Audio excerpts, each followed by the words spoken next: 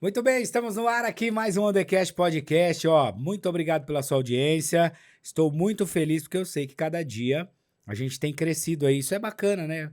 É bacana porque a gente sabe que está indo no caminho certo. Fazendo esse podcast, trazendo essas informações com tanta gente bacana para você. Então, hoje, ó, presta atenção. Você já pensou em fazer investimento? Você já pensou em comprar um imóvel? Sempre teve dúvidas? Fala, gente, será que é legal? Será que vale a pena comprar imóvel? Você que já ouviu falar de tantas coisas, né? Tantos mitos e verdades. Hoje eu trouxe ele que é especialista em investimento imobiliário. Ele entende muito e nós vamos falar de vários assuntos. Seja bem-vindo, Richard Galante. O prazer é meu. Tudo bem, Rogerinho? Tudo na Galera aí do paz. On The Cast. É isso aí. Seguimos. Seguimos. A gente sabe que quando a gente fala de investimento imóvel, tem gente que adora. Fala, não, comprar imóvel é legal, porque você compra imóvel, você ganha dinheiro com imóvel. Aquela velha história, né? Não sei se seu pai e sua mãe era assim, mas eu lembro que eu ouvia muito isso, né? Minha avó, meus avós, meus tios falavam muito dessa coisa de o melhor investimento é a terra, que ninguém te tira. O tijolo. O tijolo, né? O imóvel. E aí hoje a gente vê que é um mar de informações, né? E o que realmente vale a pena ou não. Primeiro eu quero começar falando sobre o seguinte. Uma das dúvidas que todo mundo tem e sempre falava, hoje até que não fala mais, que eu acho que já passou essa fase, era aquela questão de falar assim, vem aí a bolha imobiliária. Quando falava na bolha imobiliária, eu lembrava daquele filme antigo lá, que era Bolha Assassina. Eu falava, gente, que bolha! E o que é esse lance de bolha imobiliária? O que aconteceu nessa época aí que falaram da bolha? A bolha, na verdade, era o excesso de um determinado tipo de imóvel ou no setor de investimentos, né? Isso sempre vinha do mercado lá fora, que acompanhava, né? E se especulava que poderia ter uma bolha aqui devido à economia, que estava num momento com certeza ruim, e que não ia se ter força para financiar e arcar com aqueles compromissos de tantas vendas, e aí os imóveis iam ficar parados, e o estoque ia subir e ia virar uma bolha imobiliária.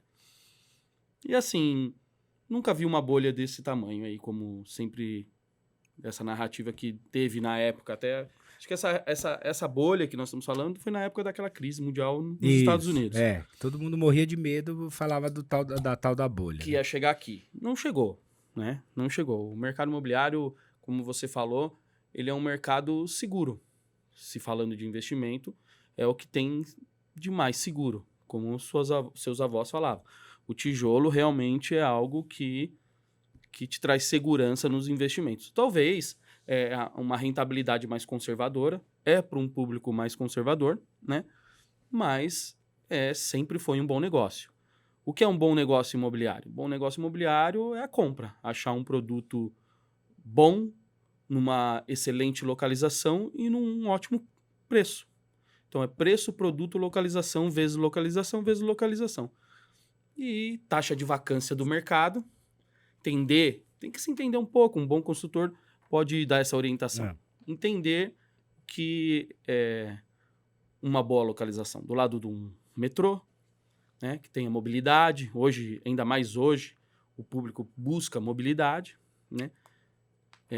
Num local que a vacância é baixa, ou seja, tem poucos apartamentos vagos. Se tem poucos apartamentos vagos, é porque tem bastante procura.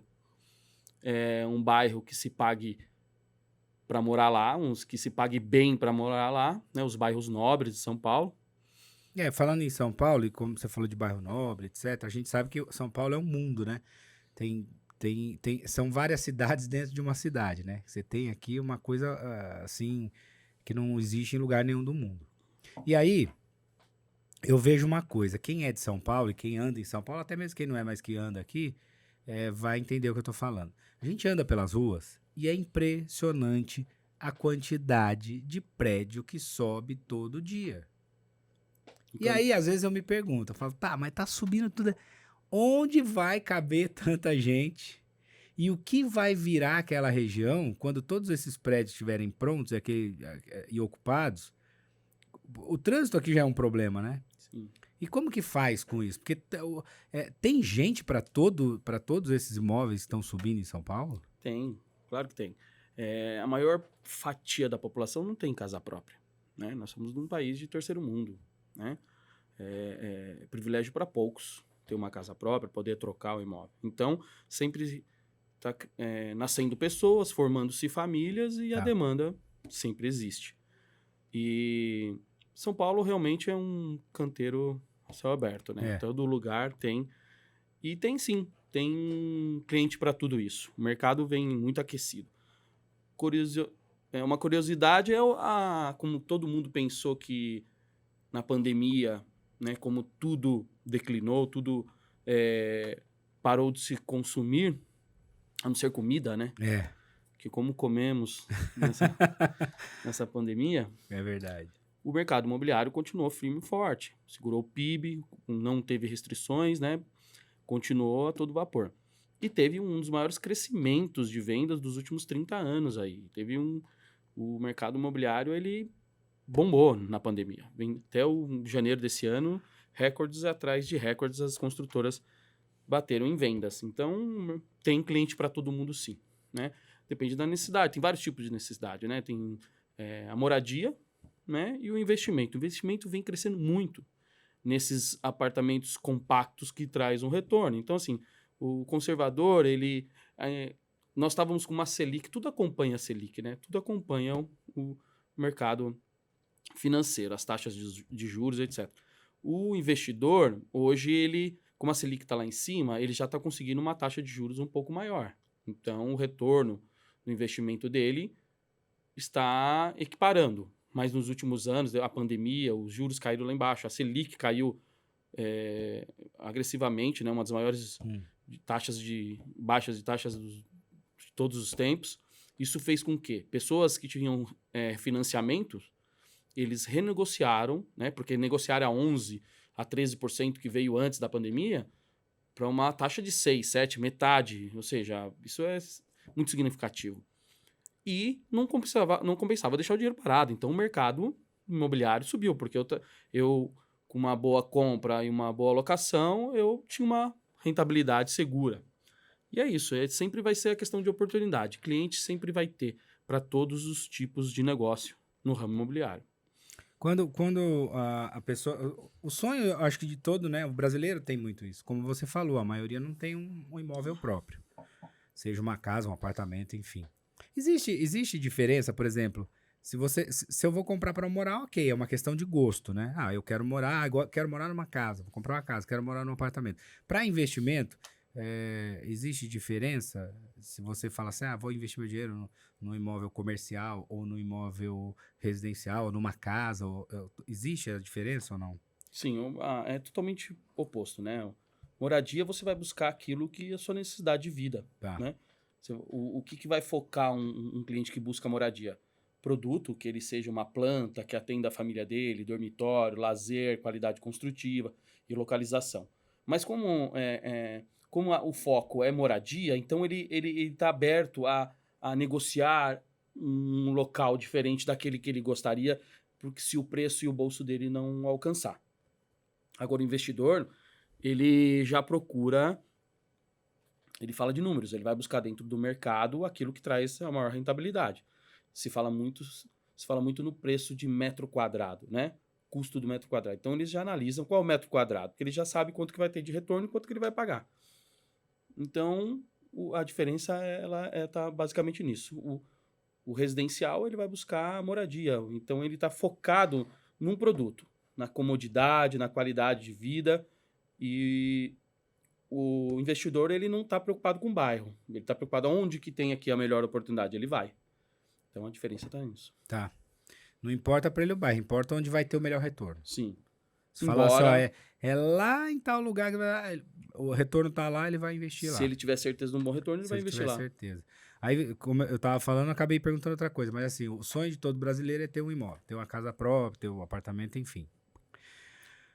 existem alguns receios, né? Porque as pessoas falam, poxa, mas você tem que tomar muito cuidado na hora de comprar um imóvel, porque pode ter problema do antigo... quais os cuidados, assim, que a gente tem que tomar quando a pessoa quer comprar um imóvel? Ela ganhou um dinheirinho e ela vai lá, achou um imóvel, achei lá um apartamento, recebi ali uma rescisão de 100 mil, achei um apartamento de 100 mil, vou comprar ele.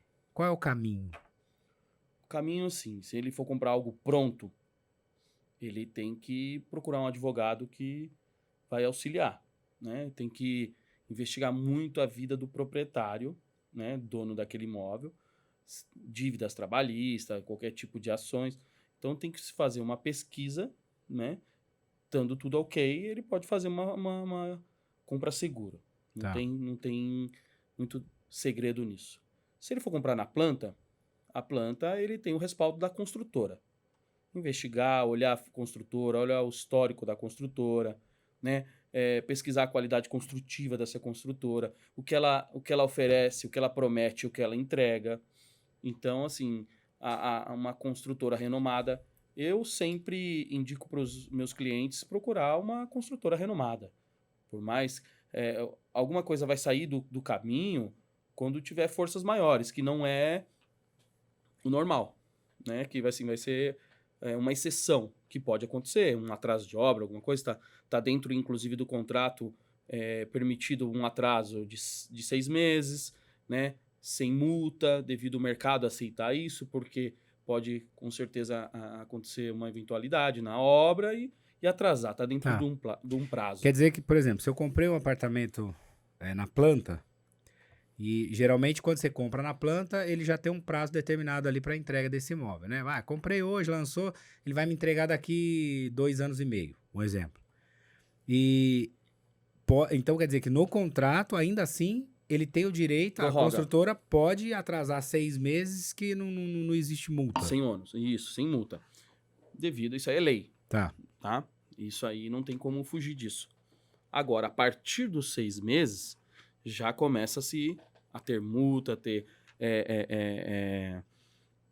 juros, né? Começa o proprietário, aquele que comprou, o investidor, começa a ser ressarcido em lei, né? Tá. De acordo no contrato. Então, assim, o contrato do mercado imobiliário na planta é um contrato diferente do pronto. Então, ele tem que também ter orientação de um advogado para que ele entenda o que ele pode, o que é dever, o que as construtoras têm que cumprir. Tá. Eu vejo muita placa na rua que tá lá, more no seu imóvel pagando R$ 599 por mês. Aí você fala assim, mas como assim que eu vou, né? E eu tô perguntando isso porque fizeram até uma pergunta ao diretor antes da gente começar, o seguinte: como uma pessoa comum faz para ter o seu imóvel, para comprar o seu imóvel? É possível uma pessoa comum conseguir comprar um imóvel? Então, Pessoa comum que eu digo é o trabalhador ali que ganha lá 3, 4 salários mínimos no máximo, ali até 5, vamos colocar dessa forma, ou até de 3 a 5 salários mínimos ali. É possível? Sim, é possível comprar o seu primeiro imóvel. Ele tem que estar dentro de um programa de avaliação de crédito, de acordo com a renda dele. Nome limpo. Não só isso. Isso é obrigatório, né? Isso aí tem que ter. Mas ele tem uma análise de crédito. Quanto que a renda dele suporta de financiamento, se ele pode ter esse financiamento, se ele tem uma entrada. Porque, assim, para comprar um imóvel, se você vai comprar um imóvel pronto, primeiro que você tem que ter, pela lei da habitação, no mínimo aí 20% do valor do imóvel, porque só se financia 80%. Então, ele tem que estar preparado para comprar um imóvel. Quer dizer, se eu for comprar um imóvel de 100 mil, eu tenho que pagar pelo menos 20 mil para poder financiar 80, é isso? Sim, mais ou menos isso. E aí o que acontece? Se for então, quando essa pessoa tem uma renda baixa, ela compõe com um familiar ou só ela, a partir de 3, 4 salários mínimos, ela tiver um dinheirinho guardado, pouca coisa, ela entra dentro do programa Minha Casa Minha Vida, o verde e amarelo agora, que vem resolvendo problemas de muitas famílias. Por quê?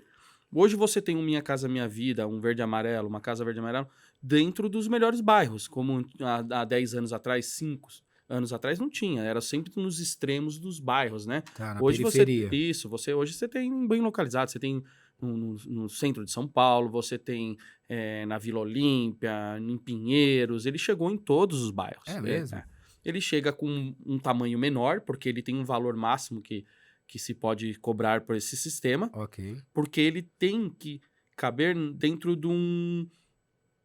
desse 80% financiado, ele tem que caber dentro da renda dessas pessoas. E tem todo um critério também. Não é para qualquer um, Minha Casa Minha Vida. É para o primeiro imóvel. Se você já tem um imóvel, você não participa.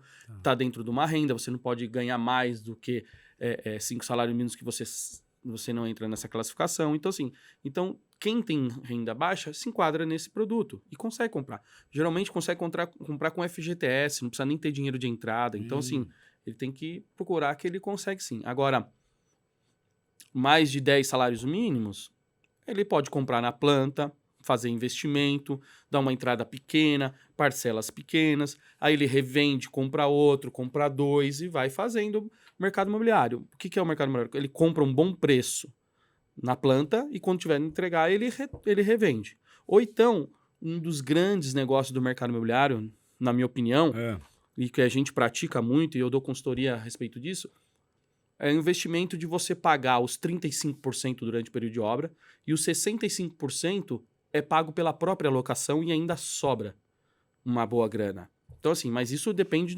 exclusivamente de uma boa escolha de um produto, né?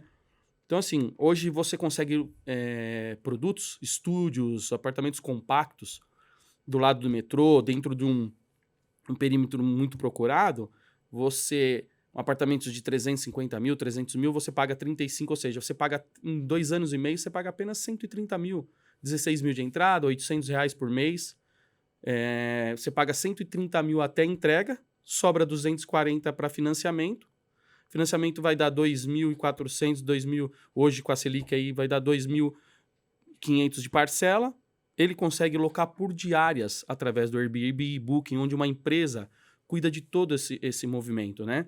Ela capta o cliente nas plataformas, no Airbnb, no Booking, ou seja, em todas as plataformas, cuida, administra, faz check-in, faz check-out, tem seguro de tudo e traz um retorno, paga a locação, paga todos os gastos do condomínio, tira os 15% que mais ou menos as empresas costumam cobrar e ainda sobra 3, 4 mil de renda. Ou seja, de 130 mil investido, do capital investido parcelado, ele ainda tem um retorno de mais de 1%.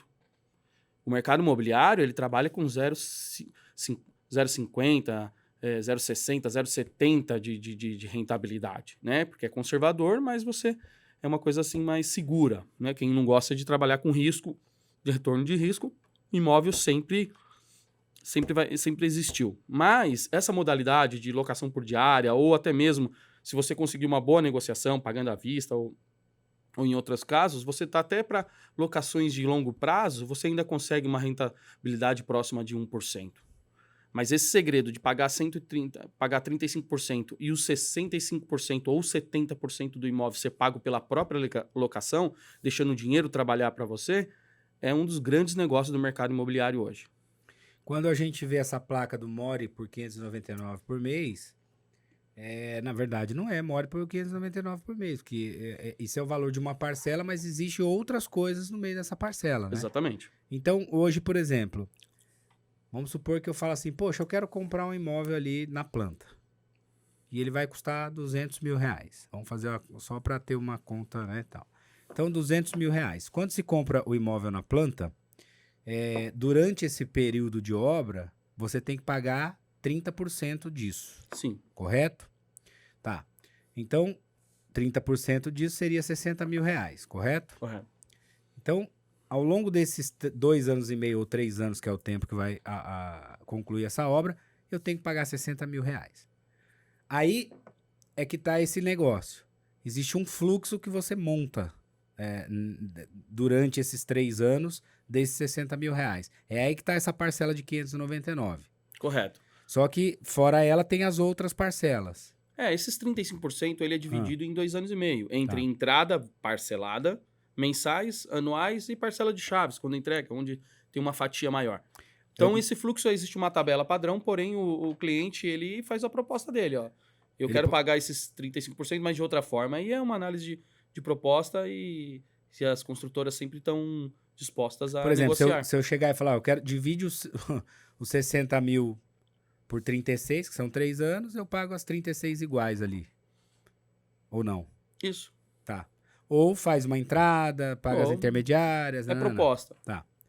Aí a minha pergunta é, sobrou, faltou, quer dizer, eu paguei 60, o imóvel custa 200. Ficou 140 lá para financiar, correto? Correto. Quando eu for financiar esse 140, ele não é mais 140 porque ele tem correção. Isso. O mercado na planta ele trabalha com a correção do Índice Nacional da Construção Civil, né? Que é o INCC. Ele INCC. Isso. Ele tem uma média aí de 7% ao ano antes da pandemia. Tá. Com a pandemia, que os insumos Aumentaram. assim, triplicaram. Tá. Então ele teve uma alta que agora, nos últimos 6 meses de janeiro para cá, já estabilizou. Já voltou para o padrão. Então, uma média de 21% de reajuste, né? No contrato. E assim, mas esse 21%, ele faz parte da valorização. Você recebe ele de volta lá na valorização. É isso que eu preciso entender, e para quem tá assistindo a gente entender, porque assim, eu vejo muita gente falar sobre isso. Ah, mas isso é pegadinha, porque se o imóvel custa 200 mil, eu vou ter que pagar 60, que é os 30% durante a obra. Teoricamente ficaria 140, só que quando chega lá não é mais 140, já virou 200 de novo, porque tem a correção da ANA. Só que de contrapartida ele também valorizou a mesma coisa. Até mais, né? É. Um imóvel valoriza aí de 40% a 50%. Então metade ele pagou de reajuste, né, de correção. Correção não é um juros, né? Ele é uma segurança também para o cliente, porque ele corrige o material de construção. Antigamente, por que veio o INCC? Se estabeleceu isso devido a muitos problemas antigamente que chegavam lá na frente, a própria construtora não conseguia construir o produto, porque... O que ela faturou quando ela vendeu já não pagava o material ali. O material durante o percurso da obra triplicou e saiu do orçamento. Entendi. Começou a dar prejuízo, começou a inviabilizar. Então, se criou, né, na verdade, esse índice nacional da construção. Ele corrige, é um juros que corrige. E ele é variável. Tem mês que é mais baixo, tem vezes que é mais alto, tem mês que... Tem um dissídio, né, que é um mês que sempre vai vir alto, mas na linear ele trabalha mais ou menos, sempre trabalhou aí nos últimos anos na média de 7% ao ano. E faz parte da valorização, porque quando se valorizou, o apartamento também custava, nós estamos falando de 200 mil, quando entregou tá 320, tá 350, então ele pagou 30, 40 de juros, mas ele ganhou 80 ele ganhou 120, depende do produto, né? Então, assim, por isso que a compra é muito importante. Se você negociar um bom valor, um bom desconto, de alguma forma, isso vai ser muito importante, que ele vai pagar aqueles juros para você e você não vai sentir... Você falou em desconto, por exemplo, se eu vou comprar esse apartamento de 200 mil e eu tenho o dinheiro, porque eu recebi lá uma herança, uma rescisão, enfim, tenho lá o dinheiro e eu falo, poxa, eu vou comprar à vista. Então, são 2 perguntas que eu vou te fazer. Primeiro, se eu comprar à vista, qual é o desconto que eu consigo, em média, com uma construtora? E se vale a pena eu comprar à vista? Eu pegar esses 200 mil e comprar esse apartamento à vista? É uma boa pergunta. Tem que fazer conta, né? Tá. Se for para moradia, vale a pena. Pagar à vista. É. E eu consigo um desconto. Consegue um desconto. E também tem que fazer conta. Tá. Porque se um valor considerável, ele tem uma aplicação, ele tem uma negociação com o banco, que ele consegue uma taxa de juros para deixar esse dinheiro lá parado, tá? Ele tem que fazer conta para ver se o desconto que ele conseguir aqui dando à vista é maior do que o que ele conseguiria com o dinheiro aplicado. É essa conta que ele tem que fazer. Né? No caso do investidor, faz muito essa conta. Por isso que bombou aqui o mercado imobiliário, porque a Selic caiu lá embaixo, não fazia, então fazia boas propostas, conseguia bons descontos, e aí o pagar à vista é interessante também, que você foge do INCC.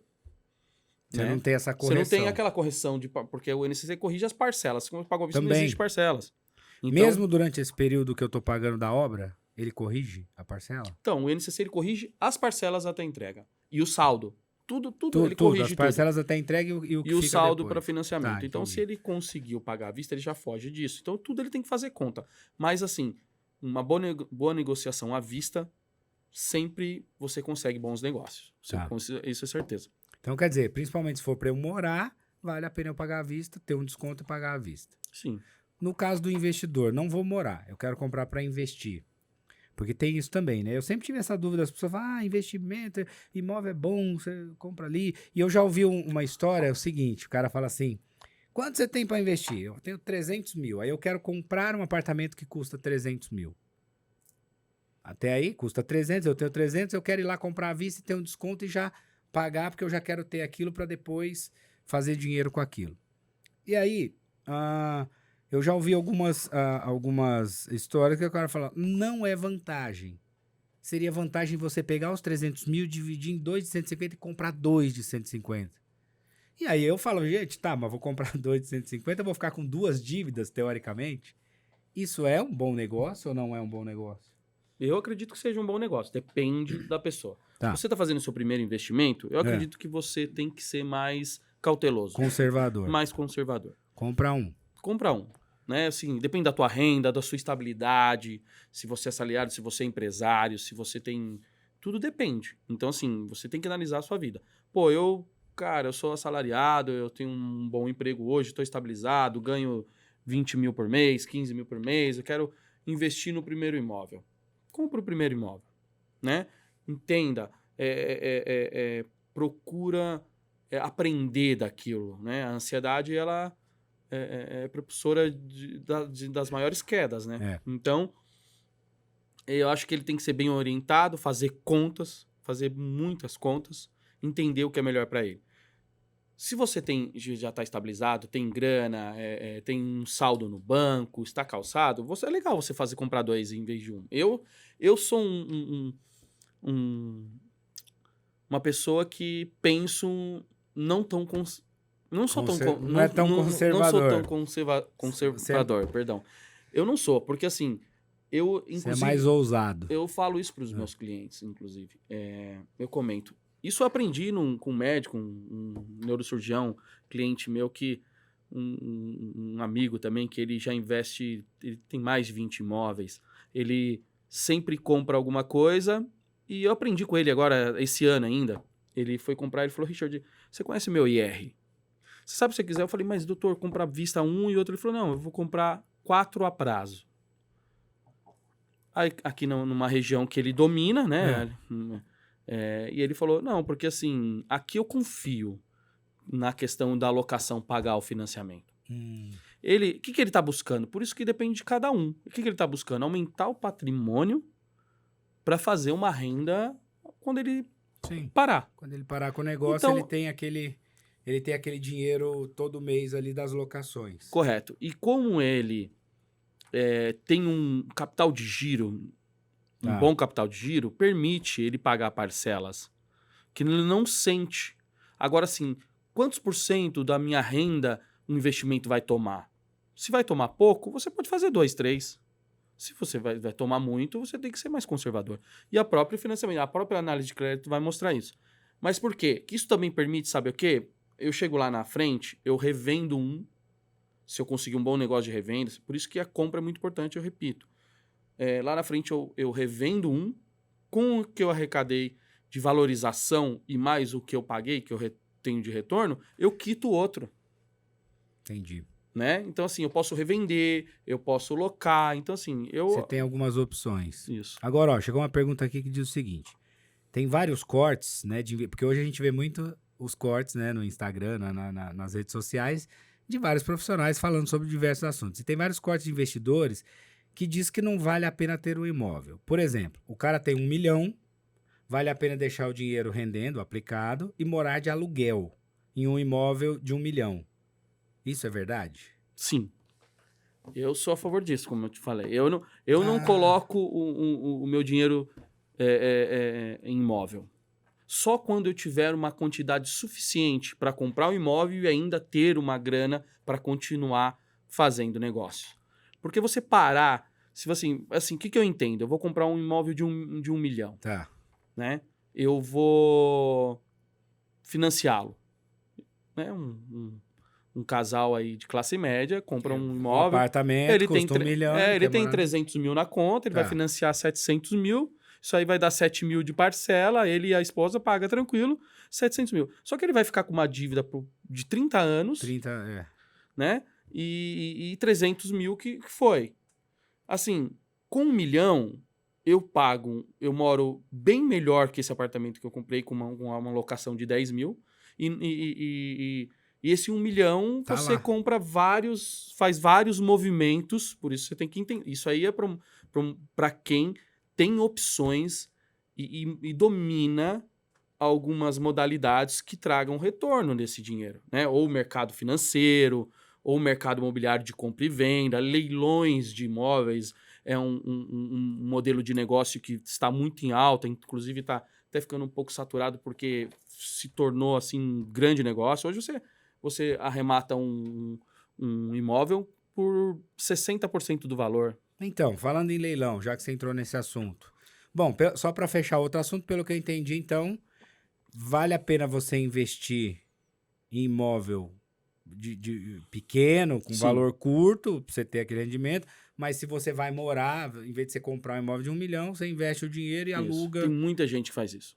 que vale mais a pena. Tem vários consultores, players aí do mercado que é totalmente contra a compra do imóvel. A não ser que você tenha muito capital. Eu penso nisso também, porque eu falo, pô, um exemplo, um apartamento hoje em São Paulo, num bairro legal, se é um apartamento aí de 80, 100 metros, né, que é uma Quase metragem... 2 milhões, É, 2 milhões. é isso, é 1,5 milhão, 2, Ah. né? Aí, pô, se eu tenho 2 milhões, vou comprar um apartamento desse para morar em 80 metros, eu aplico esses 2 milhões, se me der 1%, já me dá 20 pau por mês, e com 10, 15, que seja, eu alugo um puta apartamento. Nossa, aluga uma mansão. E ainda assim. me sobra 5 ali e tem o Sim. dinheiro lá. Porque o dinheiro lá também significa liquidez, né? Porque o imóvel também tem esse lance. Eu tenho o imóvel. Se eu tiver só o imóvel e precisar de dinheiro, eu não tenho liquidez Sim, para até eu vender aquilo ali, eu tenho que queimar ele, né? exatamente. Aí você falou do leilão, que é uma coisa também. Todo mundo, comprar no leilão. Vale a pena comprar imóvel em leilão? E é fácil, porque a ideia que eu tenho, e já ouvi conversas dizendo o seguinte, que leilão é só para inglês ver. Que já tem as peças armadas, já tem as pessoas que já vão adquirir, que é só para você dar lance ali para dizer que tal, porque já tem o comprador do leilão, que é meio que uma máfiazinha, é isso ou não? Procede ou não? Não. Não? Tem muitos, Eu consigo comprar um imóvel de claro, leilão? tem muitos leilões. Tem diversos sites. Existe o perigo em todas as áreas, né? Qual que é o perigo de comprar um imóvel no leilão? Não, o perigo é você não consultar, saber se ele tem o proprietário ter direito de buscar na justiça rever aquilo. Então, qual praça que você está comprando, o que você está comprando, que tipo de execução aquele imóvel está sofrendo. Isso você precisa ser orientado por um especialista, um advogado do mercado. Isso tem vários, né? O próprio Cresce vai te ajudar nisso, entendendo advogado de direito imobiliário. Por exemplo, se eu fosse comprar, quando você vai comprar um imóvel do leilão, você pode ir lá visitar o imóvel? Pode. Aí você vê como tá, essa coisa toda. Então, assim, a escolha é muito importante do mercado. Você tem que estudar, entender um pouco. Pô, eu vi esse imóvel aqui legal, na Vila Mariana, 2 dormitórios. Quanto que tá aqui? Tá a margem. Você tem que olhar a margem. Quanto é a margem aqui? 60%. Pô, legal, esse aqui tem uma margem boa. O outro... em Pinheiro, esse aqui também tem uma margem boa. Por quê? Por que tem uma margem boa? Porque eu consultei nas plataformas de venda de imóveis, né, na web, eu bati lá no condomínio, né? Quanto custa um apartamento aqui? 300. Aí aquele tá por... tá 120. 120. 120. Pô, tá, legal. Pesquisei quantos que vendeu... Você vai em alguma plataforma que mostra que com último ano, qual foi a margem de preço negociada naquele condomínio. Tá. Essas plataformas de venda de imóvel hoje te dá tudo isso. Então tá um pouco mastigado. Então você tem que pesquisar. Chegando nisso, pô, eu tenho uma margem. Tá, agora eu vou estudar que execução, que produto é esse, o que está acontecendo aqui. Legal, não tem perigo, o advogado falou legal. Então assim, você tem 3 opções ali. E aí você vai acompanhando o leilão. Se chegar na hora do arremate, o que está acontecendo hoje? Muitas pessoas começam a dar lance. Tá. não orientadas, e isso aqui começa a subir o preço. Exato. E a margem vai caindo para 20%, você já sai fora. Então você não é pegar o primeiro produto e arrematar. Isso é um estudo. Tem que ter calma, tem que ter Tá. sabedoria para fazer isso, porque Quer dizer, então, que, por exemplo, se for um imóvel de leilão e eu tô lá dando lance, se eu ver que a margem foi diminuindo, chegou a 20%, já não vale a pena mais. já não vale a pena mais. O A que- não ser que se você fala assim, cara, Eu quero muito. eu isso. quero muito, é um bairro que eu domino, eu sei que eu vou vender isso aí em 30 dias. Pô, eu vou ganhar 50 mil em 30 dias? Pô, eu fecho o Ok. negócio. Mas assim, é uma exceção. Então você tem que trabalhar com a maior margem possível.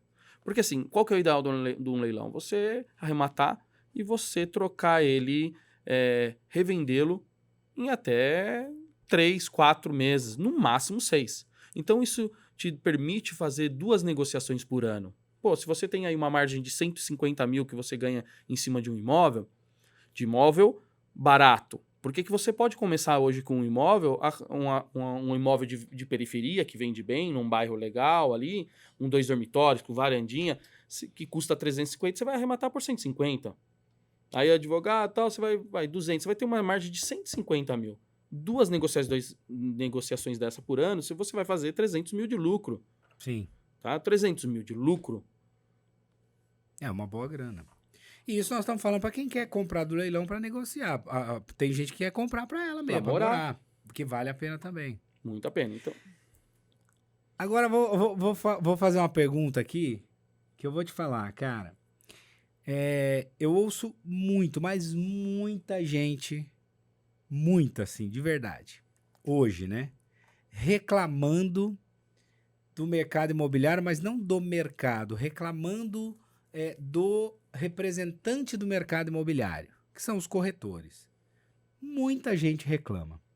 E reclama no seguinte sentido: que corretor é chato, que corretor enche o saco, que liga, que fica querendo forçar a venda, que fica não sei o quê, que existe uma briga quando você vê um stand de vendas, né, de apartamento, de lançamento na rua, e quando você vai lá, existe uma guerra.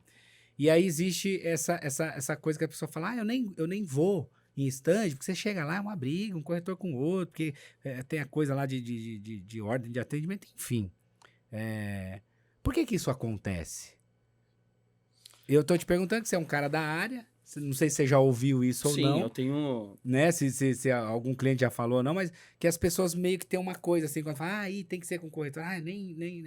E que deveria ser o contrário, porque, ao meu ver, o corretor, ele existe justamente para isso, para orientar, pelo menos eu acho que é o que deveria ser, né? Aí você vai me dizer. O corretor, eu acho que ele deveria estar ali para orientar a pessoa que não tem essa experiência, qual é o melhor, porque tem 2 situações. Ele deveria orientar qual é o melhor investimento, qual é o melhor imóvel, e orientar na questão jurídica, essa coisa toda, para que a pessoa não compre algo que depois venha a ter problema, certo? E me parece que hoje existe, claro, que tem as exceções, óbvio, como em toda a área, mas me parece que existe uma aversão muito grande, porque todo mundo fala que o corretor quer empurrar qualquer coisa, porque ele só pensa em ganhar comissão, e fica essa coisa essa guerra ali dentro. Sim. Existe todos esses cenários que você falou, né? O mercado imobiliário, ele trabalha de autônomos e as construtoras, o mercado imobiliário na planta, né? As construtoras, ela tem uma grade ali de colaboradores muito grande. Porque o que acontece? O imóvel não é Não é uma uma bala. garrafa Não de é vinho. Não é essa bala aqui que custa Isso. 50 centavos, Aqui, né? você vai vender bastante. Sim. O imóvel, ele, assim, para um profissional, para um colaborador do mercado, conseguir fazer uma venda é muito difícil. Tá. Não é fácil para você achar o cara que está querendo comprar um imóvel, né?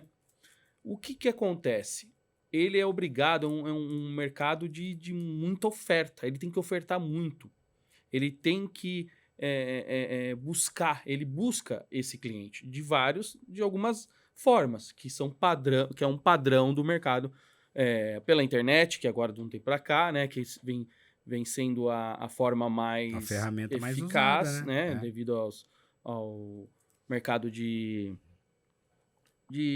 fluxo, né, de tráfego pago, né, de anúncios na internet, E isso tem se consolidando muito.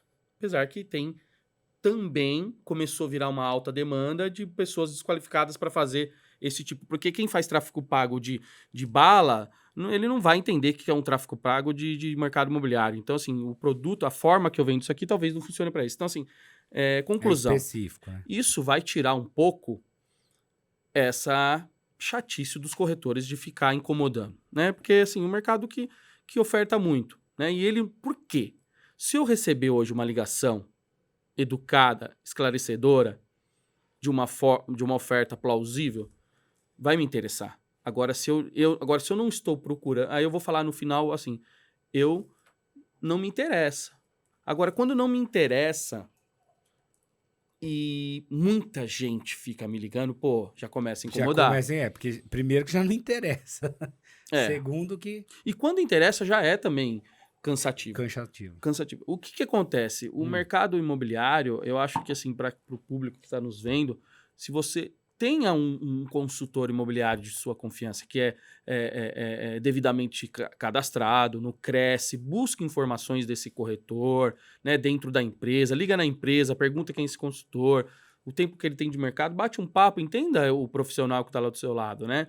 Assim, o mercado imobiliário, ele tem muita gente qualificada. Só que como ele é um mercado das oportunidades, ele tem um trânsito de pessoas que vêm tentar esse mercado muito grande. E aí você perde a qualidade. Eu ia comentar sobre isso. Existe, né, como você falou, existe muita gente qualificada ali dentro, mas existe muita gente desqualificada. E essa seria a minha próxima pergunta. Por que é que as incorporadoras, as construtoras, as imobiliárias, as grandes, né? A gente tem algumas imobiliárias, principalmente em São Paulo, que são grandes, que tem nome, né? Que todo mundo conhece e que sabe que tem lá um time muito grande, etc. Que vende Mas para as maiores construtoras. isso. Por que é que essas imobiliárias abrem espaço para tanta gente ruim? E agora eu vou te falar da minha experiência pessoal. Eu já, ao longo de um tempo aí, eu já visitei alguns plantões, porque me interessou ali conhecer o imóvel, aquela coisa toda, né? O lançamento. Já peguei muito panfleto de material. E eu vou te falar que se eu visitei 100 plantões e coisa, desses 100, tinha um corretor que realmente entendia o que ele estava falando, sabia o que ele estava falando e tinha capacidade para atender. O resto não sabe o que ele está falando. Ele não conhece, ele não sabe te apresentar o produto. Ele não sabe metade do que está ali na frente dele, ele não sabe apresentar uma maquete, porque todo plantão tem uma maquete, né? Que geralmente o corretor vai lá, vai te mostrar o que é aquele empreendimento. A maioria não sabe falar. E quando você faz uma pergunta técnica, justamente sobre o mercado, poxa, se eu fizer esse imóvel, qual é o meu fluxo aqui? Quanto que é o juros? Qual é o índice de correção? Ele não sabe.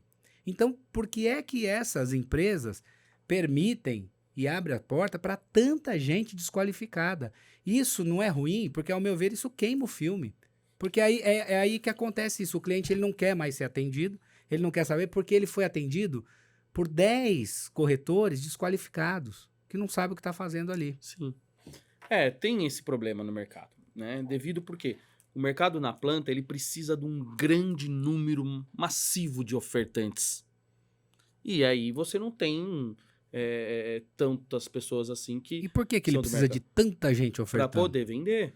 Para poder vender. Talvez não seria mais fácil se ele tivesse menos pessoas Não funciona. Qualificadas, não venderia mais? Não funciona. Eles têm esse número menor qualificado. Ele tem. Que são o quê? Os gerentes? Os próprios consultores. Tem muita gente boa no mercado. Muita mesmo. É que a oferta é muito grande. Então, assim, a empresa que eu trabalho hoje eu sou gerente de uma construtora. Vou fazer um merchan aqui. Pode fazer. Depois eles patrocinam aqui o podcast, tá tudo certo. Eu sou gerente da Uwink, Tá. que hoje é uma das É players. super conhecida. Aliás, em São Paulo tem um monte de lugar que eu passo, eu vejo lá Uwink. A Uwink é uma das grandes players do mercado, né? Ela tem um time exclusivo, que isso é difícil no mercado, porque assim, a maioria das construtoras contrata essas imobiliárias, como você citou aí. Tá. Né? Fora o time dela de venda, ela contrata as imobiliárias que tem 600 colaboradores. Então, você chega lá num dia de um lançamento, você tem 100 consultores, né? E eu preciso ter 200... Você tem 100, mas você não tem 100. Você tem 10. Não, 200... 90 tá ali panguando. Porque um tá buscando um cara no farol, outro tá É. fazendo 100 ligações, o outro tá... Porque se eu depender só desse, eu não vou conseguir um volume. E aí precisa-se Tá. de volume de venda. E precisa de quantidade. Aí, O problema é a qualificação dentro desse processo. sim. Que é como ele é massivo, ele é grande. E vem se melhorando bastante. Né? Assim, o Cresce, eu acredito que o Cresce ele precisa ajudar, ele Precisa tem vários... crescer. Precisa O Cresce crescer, precisa que é o órgão crescer, que nos... Que é o que nos é o norteia. regulamenta, né? Ele precisa ajudar mais, as construtoras estão pensando... Lógico que a construtora quer 300 consultores qualificados. Mas, sim, ela óbvio, quer. que seria óbvio, o o certo, retorno né? dela é Sim. maior. Só que é o seguinte, o mercado imobiliário precisa de quantidade. E tudo que é quantidade é difícil você chegar num denominador comum. E agora eu vou te surpreender, porque assim, dos que ainda não estão qualificados, porque esses caras estão começando. E muitas vezes eles vão entendendo no começo do processo que eles talvez ali não tem o perfil daquilo. Mas eles estão batalhando, estão aprendendo. E nesse processo de aprender, ele não vai conseguir te atender de uma forma devida. Mas ali sempre tem um supervisor, alguma coisa. Você pode ver no plantão, como você foi, o cara lá te atendeu e tudo bem, mas que vai vir um cara qualificado ali por trás para tentar ajudar. O gerente, o coordenador. Né, que assim... é um outro problema, porque eu tenho alguns amigos que trabalham com isso. E eu tô fazendo um advogado do diabo, porque eu converso muito e eu ouço as histórias, eu falo... Então, assim... que a maior parte dos gerentes, coordenadores, principalmente, eles reclamam muito disso pelo seguinte, ele fala, poxa, eu tô lá no plantão, eu entendo extremamente bem do produto, do projeto, do negócio, e e tem lá 100 corretores, dos quais 10 também entendem e 90 não. Então, esse número não é bem assim, sim, eu tô... por isso que eu tô te falando. A porcentagem é um pouco... a porcentagem é um pouco então, diferente. vamos lá, dos quais tem 150 entendem, 50 não entendem nada. Aí ele fala assim, poxa... é extremamente injusto, porque aí o corretor que não entende absolutamente nada, ele vai lá só para pegar filas, sorteios lá, que é do atendimento, cai um cliente na mão dele, ele vai fazer o atendimento, ele não sabe atender, ele não conhece nada, ele mal sabe falar, aí ele joga na mão do coordenador que vai lá, que faz todo o processo, que faz toda a venda, junto com o gerente, etc e tal. E aí, vamos supor, a comissão dessa venda é 20 mil reais, sendo que 500 reais vai para o coordenador, 200 reais vai para o gerente e 19.800 reais vai para a mão desse corretor que não entende absolutamente nada. Mas o coordenador, ele ganhou 500 reais dessa venda, mas ele ganha 500 reais da venda do prédio inteiro. Então, ele vendeu lá 20 unidades, ele vai ganhar menos 10 mil. Tudo bem, mas ele... vai ganhar menos do que... Um bom... vou te falar uma coisa do mercado imobiliário. Tá. Um bom produto, o coordenador é o que mais ganha. Ele ganha bem. Quando ali... Eu vejo aí eu vou usar a empresa que eu trabalho. Pô, vou trabalhar lá, então tem vaga lá? Tem. O que eu preciso para ser um coordenador? A empresa lá... a nossa empresa, ela é uma empresa que ela é muito bem direcionada, ela está muito bem posicionada. Ela é uma empresa que só trabalha em localizações nobres, sempre ao lado do metrô, com produtos de demanda, produtos que são rotativos, mercadorias de alto padrão, né? E ela tem um público muito fiel, porque assim, eu trabalho só nos bairros, em Pinheiros, Vila Mariana... Jardins, Avenida Paulista, Brooklyn, Moema. Ela não trabalha nos centros expandidos. Sempre com mercadorias de alto padrão construtivo. Ela não trabalha com padrão popular. Então, assim, cara, é impressionante. É uma empresa que não trabalha, eu escolhi trabalhar lá por causa disso. Eu tenho bastante tempo de mercado, e o mercado ali para profissionais de qualidade, eu me considero tem sempre boas propostas, sempre tem um mercado, né? E ele roda bastante esse mercado. Então, assim, eu escolhi a Yu pela prateleira que ela tem e por tudo que eu encontro dela. Primeiro que eu não tenho...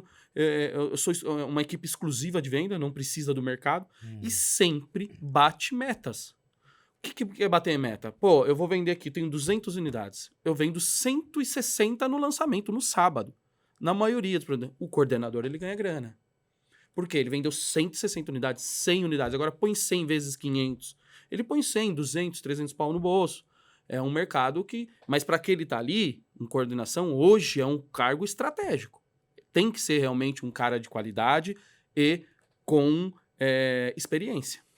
Sim. Então, assim, é um cara que vai ganhar grana. Então, assim, o gerente ele vai ganhar o percentual dentro um percentual menor dentro do comissionamento, porém ele ganha em quantidade. Agora, um corretor, tem produtos que não vendem, que deu errado, que vendeu 10 unidades, o cara vai ganhar a graninha, ele ficou lá 3 meses, ele antecede o lançamento, ele fica lá lutando, não vai ganhar tanto, mas é uma grana que não é tão grande, mas é uma grana. Você vê que como esse mercado é visto, né? Por isso que é importante a gente falar, esclarecer, porque tem muito isso. E o cliente, né, também, né? O cliente, às vezes, ele tem essa coisa de falar, não...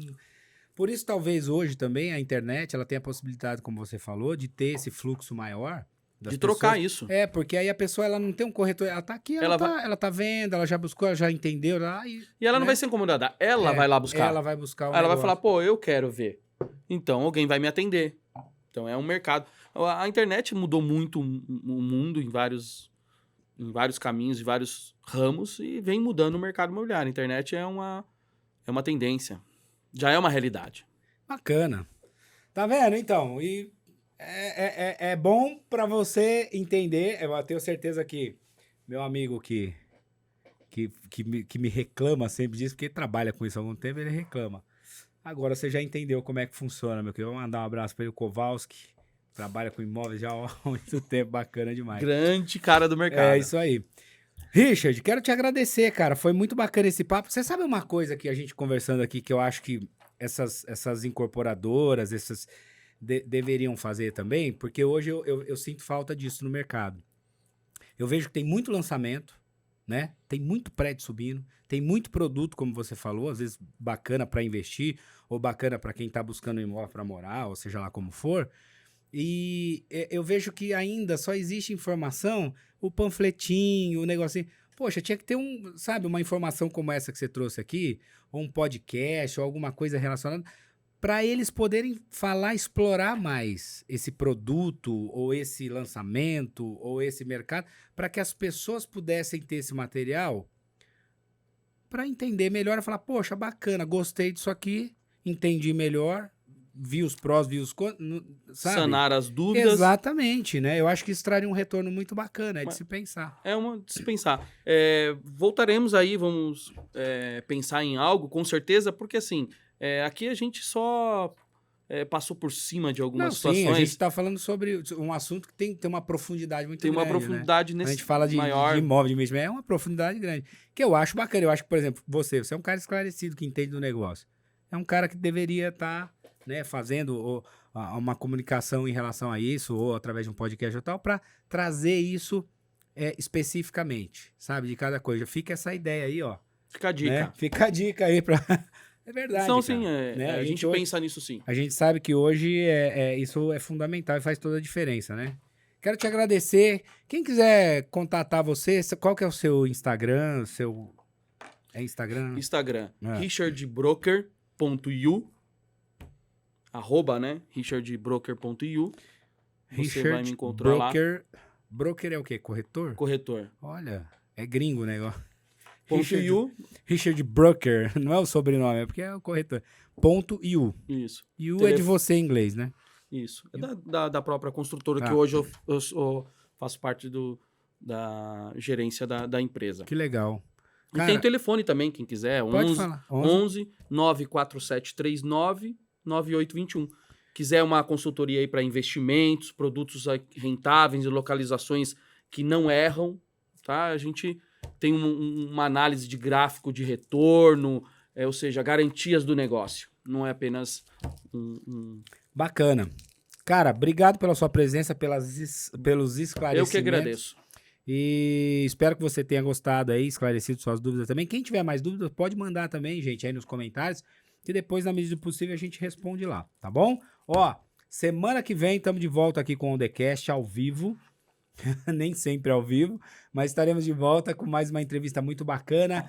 Se você gostou, deixa aquele like, se inscreva no canal se não é inscrito. Aliás, se você gostou, compartilha com os amigos aí. É sempre bem-vindo esse compartilhamento desse conteúdo que a gente faz aqui, viu? Um beijo, fiquem com Deus e até a próxima. Valeu. Valeu. Obrigado.